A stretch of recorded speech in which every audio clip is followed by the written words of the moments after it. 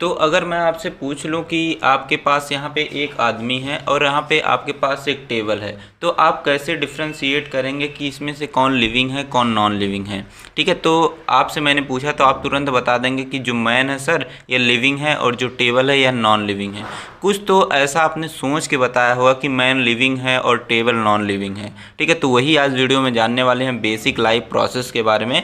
तो basic life process यह हमें बताता है कि जो लिविंग ऑर्गेनिज्म होते हैं उसके कुछ ना कुछ अल्टीमेट गोल्स होते हैं। ठीक है, कि यहाँ पे सरवाइव करने के लिए जैसे ह्यूमन क्या करता है, रिप्रोडक्शन करता है, ग्रोथ करता है, लेकिन टेबल के अंदर कोई रिप्रोडक्शन नहीं होता। रिप्रोडक्शन का मतलब एक टेबल से दो टेबल तो बन नहीं जाएंगी, लेकिन एक जीव से दो जीव बन सकते हैं। ठीक है, ये आपको पता है। ठीक है, तो वही बेसिक लाइफ प्रोसेस में यही सारी चीज़ें जानने वाले हैं। तो जो बेसिक लाइफ प्रोसेस होती है यहाँ पे कई सारे चीज़ें यहाँ पे दी गई, कई सारे पॉइंट जिसको हम देख के पता लगा सकते हैं कि यह हमारी चीज़ें लिविंग हैं। जैसे मेटाबॉलिज्म हो गया। मेटाबॉलिज्म का मतलब होता है कि जैसे मान लीजिए हमने खाना खाया तो उस खाने से अगर हमें एनर्जी मिल रही है तो वही हमारा मेटाबॉलिज्म कहलाता है। तो यह लिविंग ऑर्गेनिज्म के अंदर ही होता है। अब टेबल तो खाना खाता नहीं है। ठीक है, आपको पता है एक मैन क्या करता है, खाना खाता है, उस खाने से उसको एनर्जी मिलती है। ठीक है, रिस्पायरेशन होता है। रिस्पायरेशन का मतलब आपको पता है कि ह्यूमन क्या करता है, सांस लेता है, लेकिन टेबल सांस नहीं ले सकता है।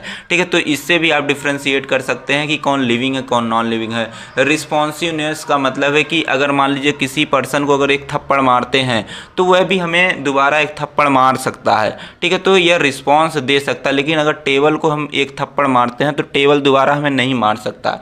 ठीक है, अगला है रिप्रोडक्शन। रिप्रोडक्शन का मतलब ह्यूमन जो है, ठीक है, एक ह्यूमन से दो ह्यूमन बन जाते हैं, लेकिन एक टेबल से दो टेबल नहीं बन सकते हैं। मूवमेंट का मतलब है कि जो ह्यूमन है एक जगह से दूसरे जगह पे जा सकता है, लेकिन टेबल जब तक हम टेबल को ले नहीं जाएंगे तो वह नहीं जा सकता है। ग्रोथ का मतलब है कि पहले देखिए छोटा बच्चा रहता है, छोटा बच्चा भी धीरे धीरे धीरे धीरे बड़ा होकर तभी पापा बनता है। ठीक है, तो लेकिन टेबल जो है जितने साइज का हम टेबल एक बार बना दिए उतने ही साइज का रहेगा, उसमें कोई भी चेंजेस होने वाले नहीं है। तो यही सारे चीज़ें बेसिक लाइफ प्रोसेस में पढ़ने वाले हैं। ठीक है, तो आइए आगे देखते हैं कि इन सारे पॉइंट जो आपने अभी यहाँ पे देखा है, इन्हीं सारे पॉइंट को हम देखने वाले हैं। तो सबसे पहले देखते हैं मेटाबॉलिज्म क्या होता है। मेटाबॉलिज्म बहुत ही इंपॉर्टेंट है क्योंकि 2 नंबर में भी आपके एग्जाम में आता है। मेटाबॉलिज्म का मतलब होता है कि जब आप कोई भी फूड लेते हैं या कोई भी चीज़ पीते हैं तो वह जब हमारा कन्वर्ट होता है, एनर्जी में कन्वर्ट होता है, उसी को बोलते हैं मेटाबॉलिज्म बोलते हैं। तो मेटाबॉलिज्म एक ऐसी प्रोसेस होती है जिसमें क्या होती है कि हमारी बॉडी किसी फूड को या किसी जो चीज़ें हमने पी है उसको कन्वर्ट करता है एनर्जी में, वही कहलाता है मेटाबॉलिज्म कहलाता है। ठीक है, तो आई होप आपको समझ में आ गया होगा। तो मैंने बताया कि मान लीजिए आपने खाया रोटी अब किस में, रोटी से हमें क्या मिलता है, ग्लूकोज से मिलता है क्या, एनर्जी मीन्स की एटीपी एडेनोसिन ट्राइफॉस्फेट मिलता है, वही हमारा कहलाता है मेटाबॉलिज्म। अब मेटाबॉलिज्म जो होता है 2 तरीके का होता है। एक हमारा होता है कैटाबॉलिज्म होता है और जो होता है एनाबॉलिज्म होता है। 2 तरीके का होता है, दोनों बहुत ही शानदार तरीके से मैं बताने वाला हूं कैसे याद रखेंगे, और एग्जाम में भी पूछा जाता है कैटाबॉलिज्म एनाबॉलिज्म में क्या डिफरेंस होता है। ठीक है, पहले एक कहानी से आपको समझा देते हैं। कैटाबॉलिज्म तो यहाँ पे देख सकते हैं कैट आ गया। ठीक है, कैट क्या करती है, मीन्स कि बिल्ली क्या करती है, चूहे के छोटे छोटे टुकड़ों में डिवाइड कर देती है। मान लीजिए यहाँ पे ऐसे चूहा मैंने बना दिया। ठीक है, अब बिल्ली आई, बिल्ली मौसी क्या करती है, इस चूहे को काट के छोटे छोटे टुकड़े में ऐसे क्या करती है, डिवाइड कर देती है, बांट देती है। तो ये हमारा कैटाबॉलिज्म में यही प्रोसेस होता है कि जब हम क्या करते हैं कि कोई लार्ज मॉलिक्यूल कन्वर्ट होता है स्मॉल मॉलिक्यूल में, वही हमारा कहलाता है कैटाबॉलिज्म। तो हमारा ये जो चूहा था ये हमारा एक तरीके का लार्ज मॉलिक्यूल है। तो ये लार्ज मॉलिक्यूल जो है हमारा किस में कन्वर्ट हो रहा है, स्मॉल मॉलिक्यूल में कन्वर्ट हो रहा है, यही हमारा कहलाता है कैटाबॉलिज्म। तो यहाँ पे मान लेते हैं कि जैसे हमारा यहाँ पे है रोटी, मैं रोटी लिया हूँ। अब रोटी हमारा क्या है, एक हमारा लार्ज मॉलिक्यूल्स है। ठीक है, अब जब हम इसको खाएंगे तो ये किस में कन्वर्ट हो जाएगा, स्मॉल मॉलिक्यूल में कन्वर्ट हो जाएगा, यही हमारा कहलाता है कैटाबॉलिज्म कहलाता है। बहुत ही सिंपल डिफिनेशन यहाँ पे लिखी गई है। और एनाबॉलिज्म जो होता है ये हमारा कैटाबॉलिज्म का उल्टा होता है। उल्टा का मतलब कि जब हमारा स्मॉल मॉलिक्यूल कन्वर्ट होता है लार्ज मॉलिक्यूल में, वही हमारा कहलाता है एनाबॉलिज्म। तो यहाँ पे कैटाबॉलिज्म का यहाँ पे एग्जांपल भी मैंने मेंशन किया है कि जब आप खाना खाते हैं तो वह जाता है हमारे बॉडी में जाने के बाद किस में ब्रेक डाउन हो जाता है, कार्बोहाइड्रेट में ब्रेक डाउन हो जाता है। ठीक है, कार्बोहाइड्रेट से किस में कन्वर्ट होता है, ग्लूकोज में। तो हमारा जो कार्बोहाइड्रेट है, रोटी हमारी क्या है, एक तरीके का कार्बोहाइड्रेट है। ठीक है, और यह कार्बोहाइड्रेट जो होता है एक तरीके का लार्ज मॉलिक्यूल है, और यह लार्ज मॉलिक्यूल किस में कन्वर्ट हो रहा है, ग्लूकोज मीन्स की स्मॉल मॉलिक्यूल में कन्वर्ट हो रहा है। यही हमारा कहलाता है कैटाबॉलिज्म। एक और मैंने यहाँ पे एग्जांपल दिया है कि प्रोटीन जो होता है, प्रोटीन आपको पता है long chain of amino acid, इस तरीके से ये हमारी एमिनो एसिड है। आगे आप पढ़ेंगे एमिनो एसिड क्या होती है। ये मान लीजिए एमिनो एसिड है, एमिनो एसिड का एक चैन है, इसी को बोलते हैं हम प्रोटीन बोलते हैं। ये मान लीजिए हमारी प्रोटीन है। अब यही प्रोटीन अगर हमारी ब्रेक हो जाती है तो ब्रेक होगी किस में कन्वर्ट हो जाएगी, एमिनो एसिड में कन्वर्ट हो जाएगी। इस तरीके से अलग अलग एमिनो एसिड में कन्वर्ट हो जाएगी। यही हमारा दूसरा एग्जाम्पल यहाँ पे है। ठीक है, ऐसे आप बना के लिख सकते हैं। तो आई होप आपको सारी चीज़ें समझ में आ गई होंगी। अगर आपके कोई भी डाउट्स होते हैं आप कमेंट बॉक्स में पूछ सकते हैं। और हमारे जो कोर्सेज हैं वह लॉन्च हो चुके हैं 249 में, बहुत ही कम फीस में लॉन्च हो चुके हैं। तो आप जाइए, सर्च कीजिए प्ले स्टोर पे ट्रिक फार्मेसी, वहाँ पे आप जो हमारे ऐप को डाउनलोड कर लीजिए और वहाँ पे सारे वीडियो नोट्स, जो ये नोट्स आपको दिख रही है आपको वहीं पे मिलेगी, प्ले स्टोर पे ही मिलेगी। तो प्ले स्टोर पे आप ऐप पे ही मिलेगी, तो ऐप जाकर डाउनलोड तुरंत ही कर लीजिए। अब बात करते हैं एनाबॉलिज्म। एनाबॉलिज्म मैंने बताया कि कैटाबॉलिज्म का क्या होता है, उल्टा होता है। इसमें क्या होते हैं कि स्मॉल मॉलिक्यूल्स किस में कन्वर्ट होते हैं, लार्ज मॉलिक्यूल में कन्वर्ट होते हैं। इसी को बोलते हैं हम एनाबॉलिज्म। तो इसको लिख लीजिए स्मॉल मॉलिक्यूल और इसको लिख लीजिए लार्ज मॉलिक्यूल। जब हमारा स्मॉल मॉलिक्यूल कन्वर्ट होगा लार्ज मॉलिक्यूल में, उसी को बोलते हैं हम एनाबॉलिज्म। तो वही यहाँ पे लिखा गया है। एनाबॉलिज्म एक ऐसी प्रोसेस होती है कि इसमें क्या होता है कि लार्ज मॉलिक्यूल कन्वर्ट होता है स्मॉल मॉलिक्यूल कन्वर्ट होता है लार्ज मॉलिक्यूल में, वही हमारा कहलाता है एनाबॉलिज्म कहलाता है। ठीक है, तो आई होप आपको समझ में आ गया होगा। तो यहाँ एनाबॉलिज्म की अगर एग्जांपल की बात करते हैं तो यहाँ पे मैंने बताया था कि प्रोटीन मान लेते हैं, ये हमारी प्रोटीन थी। प्रोटीन जब कन्वर्ट होता है एमिनो एसिड में तो ये हमारा कहलाता है कैटाबॉलिज्म। लेकिन जब ये एमिनो एसिड किस में कन्वर्ट हो रहा है, प्रोटीन में कन्वर्ट होगा, वो हमारा कहलाएगा एनाबॉलिज्म। तो यहाँ पे एमिनो एसिड से जब प्रोटीन बनेगा वह हमारा कहलाएगा एनाबॉलिज्म। और यहाँ पे देख सकते हैं calcium and phosphate to bone tissue. यहाँ पे क्या होगा कि जब बोन है, बोन हमारा क्या है, एक लार्ज मॉलिक्यूल है। अब यह बोन हमारा किस में कन्वर्ट हो रहा है, स्मॉल मॉलिक्यूल्स मीन्स कि कैल्शियम में और फास्फोरस में कन्वर्ट होगा। तो ये भी हमारा एग्जाम्पल होगा एनाबॉलिज्म का। तो आई होप आपको यह भी समझ में आ गया होगा।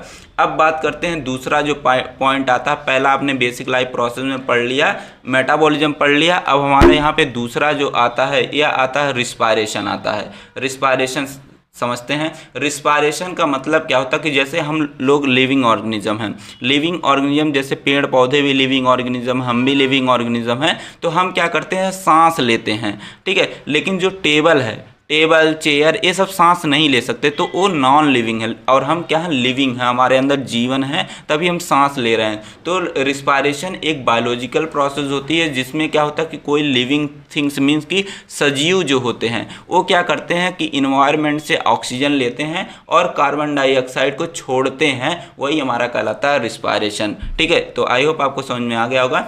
अब बात करते हैं रिस्पॉन्सिवनेस के बारे में। तो मैंने पहले बताया था रिस्पॉन्सिव होता क्या है, कि मैंने बोला कि एक बच्चा जब क्या करता है, छोटा रहता है, वो क्या करता है कि लालटेन को छूता है या दिए को छूता है तो वो क्या करता है कि जल जाता है, क्योंकि उसको पता नहीं रहता है। ठीक है, लेकिन दोबारा वह नहीं छूता है।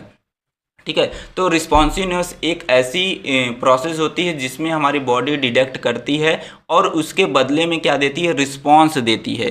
तो वही हमारा कहलाता है रिस्पॉन्सिवनेस। जैसे एग्जांपल की बात करते हैं, जैसे आप कोई भी गर्म चीज़ को छूते हैं, ठीक है, तो जैसे ही छूएंगे आपका बॉडी जलेगा, तुरंत आपकी बॉडी क्या करेगी, डिटेक्ट करके उसको रिएक्ट करेगी कि यहाँ से हमें हाथ को हटा लेना चाहिए, नहीं तो हमारा हाथ क्या हो जाएगा, इंजर्ड हो जाएगा, मीन्स कि जल जाएगा। ठीक है, तो ये हमारा आता है रिस्पॉन्सिवनेस में आता है। तो आई होप आपको यह भी समझ में आ गया होगा। अब बात करते हैं रिप्रोडक्शन के बारे में। रिप्रोडक्शन होता क्या है, रिप्रोडक्शन का मतलब होता है एक जीव से, ठीक है, एक जीव से दो जीव का बनना, वही हमारा कहलाता है रिप्रोडक्शन कहलाता है। मान लीजिए कि यहाँ पे एक क्या है, बिल्ली है। ठीक है, यहाँ पे ए रैट मैंने बना दिया रैट। अब एक रैट क्या है, हमारा लिविंग ऑर्गेनिज्म है। अब एक रैट से मान लीजिए कि 2 रैट पैदा हुए, ठीक है, ये हमारा क्या कहलाएगा, रिप्रोडक्शन कहलाता है। री का मतलब होता है पुनः, प्रोडक्शन का मतलब होता है प्रोड्यूस होना, जन्म लेना, वही हमारा कहलाता है रिप्रोडक्शन कहलाता है। जो रिप्रोडक्शन जो होता है एक तरीके की बायोलॉजिकल प्रोसेस होती है, जिसमें क्या करते हैं, कोई भी लिविंग ऑर्गेनिज्म कोई न्यू ऑस्प्रिंग मतलब नए जीव को उत्पन्न करती है बाइसेक्सुअली और एसेक्सुअली, ठीक है, तो उसी को बोलते हैं हम रिप्रोडक्शन बोलते हैं, ठीक है। अब बात करते हैं, अगला पॉइंट आता है मूवमेंट क्या होता है। मूवमेंट का मतलब क्या होता है, मूवमेंट का मतलब होता है एक जगह से दूसरे जगह पे जाना, उसी को बोलते हैं हम मूवमेंट बोलते हैं। तो मूवमेंट जो होता है एक ऐसी प्रोसेस होती है जिसमें क्या होता है कि जो बॉडी है या ऑर्गन्स हैं या सेल हैं, ये क्या करेंगे, एक जगह से दूसरे जगह पे मूव करते हैं, उसी को बोलते हैं मूवमेंट बोलते हैं। जैसे एग्जांपल की बात करें तो मान लेते हैं कि यहाँ पे हमारा स्टमक है। अब स्टमक में मान लीजिए आपने खाना खाया था, यहाँ पे हमारा खाना आ गया, ठीक है। अब इस यहाँ पे हमारी क्या होती है, ब्लड वेसल्स ऐसे होती हैं, स्टमक के किनारे किनारे ऐसे ब्लड वेसल्स होती हैं। अब यहाँ पे क्या होगा कि आपने खाना खाया, यहाँ पे अब खाने से हमें मान लीजिए मिला ग्लूकोज मिला। अब एक ग्लूकोज कहाँ पे एब्जॉर्ब होता है, हमारे ब्लड में एब्जॉर्ब हो जाता है इस तरीके से। अब यहाँ पे जो हमारी ब्लड की सेल्स होती हैं, ये क्या करेंगे, किसी दूसरे सेल के पास ले जाने का काम करती है। तो हमारी ब्लड सेल जो होती हैं एक तरीके का क्या है, सेल हैं। तो ब्लड क्या है, एक तरीके का सेल है। ये क्या कर रहा है कि जो ग्लूकोज है उसको एक जगह से मीन्स कि ब्लड वेसल से किसी सेल के पास ले जा रही हैं, तो वही हमारा कहलाता है मूवमेंट कहलाता है। तो यहाँ पे देख सकते हैं, एग्जांपल की बात करें, मूवमेंट ऑफ ब्लड, ठीक है। डायफ्राम मूवमेंट, डायफ्राम का मतलब जब आप सांस लेते हैं तो डायफ्राम नीचे ऊपर मूव करता है, ठीक है, वो हमारा मूवमेंट में आ गया है, ठीक है। आगे अब हम बात करने वाले हैं, अगला हमारा आता है ग्रोथ। ग्रोथ क्या होती है इसके बारे में देख लेते हैं। ग्रोथ का मतलब क्या होता है कि साइज का इंक्रीज करना या मास का इंक्रीज करना, ठीक है। मास का मतलब होता है वेट। जैसे मान लीजिए कि एक छोटा बच्चा जब पैदा होता है, ठीक है, वह क्या करता है कि धीरे धीरे उसकी साइज भी बढ़ती है और उसका वेट भी बढ़ता है, तो वह हमारा कहलाता है ग्रोथ कहलाता है। तो ग्रोथ एक ऐसी प्रोसेस होती है जिसमें बॉडी ऑर्गन की साइज जो होती है इंक्रीज करती है और उसके साथ साथ उसका मास भी इंक्रीज करता है। मास का मतलब होता है वेट भी इंक्रीज करता है, वह हमारा कहलाता है ग्रोथ कहलाता है, ठीक है। तो इसमें जो होता है जब ग्रोथ होती है, ग्रोथ के टाइम जो होता है सेल की नंबर भी बढ़ते हैं। मान लीजिए छोटा बच्चा था, मान लीजिए इसमें 10 मिलियन सेल थी, ठीक है, लेकिन जब थोड़ा ये बढ़ेगा तो जब बढ़ेगा तो इसकी मीन्स कि इसका जो वेट है और साइज भी बच्चे की बढ़ेगी, तो इसकी सेल की साइज भी बढ़ेगी, सेल का नंबर भी बढ़ेगा। अब मान लीजिए 15 मिलियन हो गए, ठीक है, तो ऐसे इसका नंबर भी सेल का बढ़ेगा, ठीक है। आई होप आपको समझ में आ गया होगा बेसिक लाइफ प्रोसेस क्या होगा, मैंने सारे पॉइंट आपको बता दिए हैं। अब बात करते हैं होम्योस्टैटिस के बारे में। होम्योस्टैटिस बहुत ही इंपॉर्टेंट पॉइंट है एग्जाम के पॉइंट ऑफ व्यू से, ठीक है, क्योंकि एग्जाम में हर साल पूछा जाता है 2 नंबर में कि होम्योस्टैटिस होता क्या है। तो हमारा जो होम्योस्टैटिस होता है 2 वर्ड से मिलकर बना होता है, होमो प्लस स्टैटिस। होमो का मतलब होता है सेम, स्टैटिस का मतलब होता है स्टैंडिंग या स्टेड बोल सकते हैं, ठीक है। तो होम्योस्टैटिस आपको एग्जाम्पल समझाए, मान लीजिए कि आप क्या करते हैं कि आप गांव से बिलोंग करते हैं। अब आप गांव से बिलोंग करते हैं, आपको अगर अचानक भेज दिया जाए कुल्लू मनाली भेज दिया जाए, तो वहाँ का इन्वायरमेंट क्या होता है, बहुत ही ठंड होता है। तब आपकी बॉडी वहाँ के इन्वायरमेंट से एडॉप्ट नहीं हो पाती है, तो आप बीमार पड़ जाते हैं। तो हमारी बॉडी अगर वहाँ पे एडॉप्ट रह लेती है, मीन्स कि वहाँ का जो एक्सटर्नल इन्वायरमेंट है अगर वह मैच करता हमारे इंटरनल इन्वायरमेंट से, मीन्स कि इंटरनल और एक्सटर्नल इन्वायरमेंट अगर दोनों हमारे ठीक रहते हैं, ठीक है, मीन्स कि होम्योस्टैटिस क्या करता है, इंटरनल इन्वायरमेंट और एक्सटर्नल इन्वायरमेंट को कांस्टेंट बनाए रखने का काम करता है, जिसकी वजह से हम बीमार नहीं होते हैं। तो होम्योस्टैटिस मीन्स क्या होता है कि सेम स्टैंडिंग। तो हमारा जो होम्योस्टैटिस होता है जब हमारा इंटरनल इन्वायरमेंट और एक्सटर्नल इन्वायरमेंट के रिस्पेक्ट में कांस्टेंट रहता, कांस्टेंट का मतलब रहता है इक्वल रहता है, तो उसी को बोलते हैं हम होम्योस्टैटिस बोलते हैं, ठीक है। तो यहाँ पे लिख सकते हैं इंटरनल इन्वायरमेंट, एक पॉइंट ए बना लीजिएगा, दूसरी पॉइंट ए कर लीजिएगा। Internal environment is equal to external environment, ठीक है। तो वही हमारा कहलाता है होम्योस्टैटिस। एग्जाम्पल समझते हैं, एग्जाम्पल समझेंगे सारी चीज़ें आपको अच्छे तरीके से समझ में आ जाएगी, ठीक है। जब मान लीजिए कि आप किसी हॉट प्लेस पे जाते हैं, मान लीजिए आप किसी गर्म जगह पे गए, मीन्स कि वहाँ का एक्सटर्नल चेंजेस है। इंटरनल चेंजेस के मतलब आपके बॉडी के अंदर जो फ्लूइड हैं उसको बोलेंगे हम इंटरनल चेंजेस।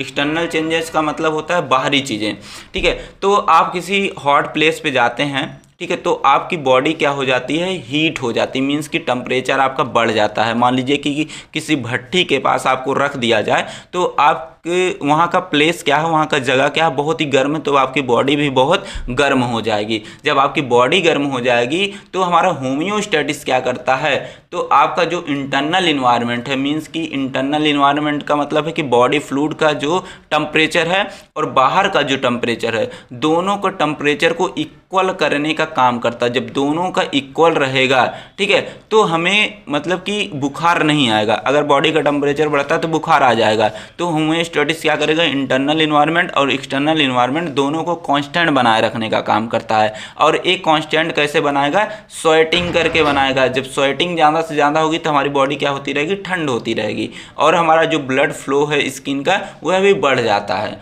ठीक है। तो इससे क्या होता है कि हमें बुखार नहीं आता। तो आइए और अच्छे तरीके से समझते हैं होम्योस्टेटिस को यहाँ पे, ठीक है। मान लीजिए कि आप किसी गर्म जगह पे जाते हैं, तो गर्म जगह पे गए तो वहाँ पे आपकी जो टेम्परेचर आपके बॉडी का, मीन्स कि स्किन का जो टेम्परेचर है वह बढ़ गया, तो हमारा हाइपोथैलेमस जो क्या करता है, ये मैसेज सेंड करता है, जो हमारा टेम्परेचर रेगुलेशन सेंटर होता है वहाँ पे जो ब्रेन में होता है, TRC जिसको बोलते हैं। जैसे यहाँ पे मैसेज भेजेगा तो ये क्या करेगा, स्टिमुलेट कर देगा जो हमारी सोएड ग्लैंड होगी, मतलब उसको जगा देगा सोएड ग्लैंड को, भैया तुम जाग जाओ, तुम्हारा काम आ गया है। अब सोएड ग्लैंड जब जाग जाएगी तो ये क्या करेगी, ज़्यादा से ज़्यादा स्वेटिंग करेगी, पसीना निकालेगी। जब ज़्यादा से ज़्यादा पसीना निकालेगी तो हमारे बॉडी का टेम्परेचर क्या हो जाएगा, ये हमारा बढ़ा रहेगा, जो वह हमारा क्या हो जाएगा, डिक्रीज हो जाएगा, ठीक है। तो हमें बुखार होगा नहीं। तो इस तरीके से आप इसको बना के लिख सकते हैं। आइए आपको थोड़ा अपने कोर्सेज के बारे में बता देते हैं, ठीक है। तो यहाँ पे एक पॉइंट और ध्यान रखिएगा, जो होम्योस्टेटिस है, जो हमारा होम्योस्टेटिस है, यह हमारा जो रेगुलेशन इसका होता है और इसका मेंटेनेंस होता है, ये हमारा फीडबैक सिस्टम के थ्रू ही होता है। ये आपको ध्यान रखना है, ठीक है। किसके थ्रू होता है, फीडबैक सिस्टम के थ्रू इसका होता है, फीडबैक सिस्टम, ठीक है। इसको ध्यान रखना, फीडबैक सिस्टम क्या। तो मैंने बोला कि आपको अगर वीडियो देखना है, वीडियो सारे आपको फ्री ऑफ कॉस्ट मिलेंगे यूट्यूब चैनल पे, ठीक है, ट्री फार्मेसी। और आपको डाउनलोड करना नोट्स के लिए tree pharmacy app play store से, वहाँ पे आपको सारी चीज़ें मिल जाएंगी, नोट्स भी वहीं मिल जाएंगे, वीडियो भी वहीं मिल जाएंगे, ठीक है। आपको कहीं पे खोजना नहीं पड़ेगा। अब यहाँ पे देख सकते हैं मेरा ऐप इस तरीके से है। मैंने फर्स्ट सेमेस्टर न्यू बैच जो है लॉन्च भी कर दिए हैं। यहाँ पे आप जाएंगे पेड कोर्सेज के अंदर, यहाँ पे सेलेक्ट करेंगे पेड कोर्स, और यहाँ पे जब इसको सेलेक्ट करेंगे तो यहाँ पे एक लिख के आएगा कंटेंट आएगा। कंटेंट पे जाके आप क्लिक करेंगे तो वहाँ पे सारे वीडियो, लेक्चर्स और नोट्स आपको मिल जाएंगे। तो आई होप आपको सारी चीज़ें समझ में आई होंगी। तो अगले वीडियो में बात करने वाले फीडबैक सिस्टम के बारे में। तो फीडबैक सिस्टम वाला वीडियो देखने के लिए वीडियो को जरूर से लाइक शेयर सब्सक्राइब करिएगा। Thanks for watching. मिलते हैं नेक्स्ट वीडियो में, तब तक के लिए टेक केयर, बाय।